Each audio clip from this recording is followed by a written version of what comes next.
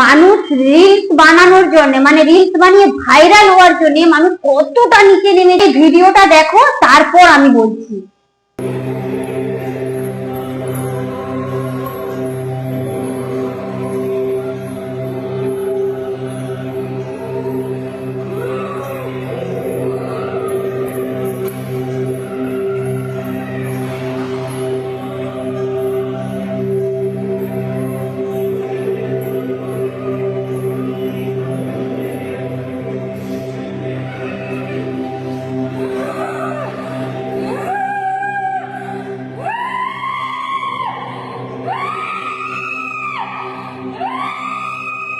বড় মা আমাদের কাছে কতটা কাছের, কিন্তু বিষয় হচ্ছে এখন মায়ের কাছে সবাই যাচ্ছে, রিলস বানাচ্ছে, ঠিক আছে সেটাও মেনে নেওয়া যায়, কিন্তু বোধহয় এতক্ষণে সবাই দেখে নিয়েছো ভিডিওটা।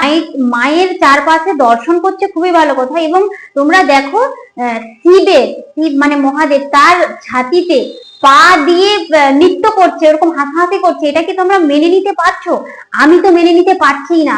এটা শুধু ক্ষীরপাইয়ের বড় মা বলে নয়, যে কোনো জায়গার যদি হতো এটা কিন্তু মেনে নেওয়া একদমই সম্ভব নয়। তোমরা শুধু একবার দেখো, আর শুধু বলার কিছু ভাষা খুঁজে পাচ্ছি না। এগুলো কি মানুষের মানে মধ্যে পড়ছে? মানে মনুষ্যত্ব বোধটুকু আছে যে ক্ষীরপাইয়ের বড় মার জায়গাটাকে কি জঘন্য বানিয়ে ভাইরাল হতে হবে। সে ভাইরাল হওয়ার জন্য কিভাবে ভাইরাল হচ্ছে সেটা কিন্তু ইম্পর্টেন্ট নয়। তো ভাইরাল হওয়ার জন্য মানুষ এইরকম জঘন্য কাজ করে যাচ্ছে। তোমরা কিন্তু কমেন্টে বলো এটা কি আদৌ ঠিক করলো, তোমরা জানাও। এটা কিন্তু ইমিডিয়েট বন্ধ করতে হবে।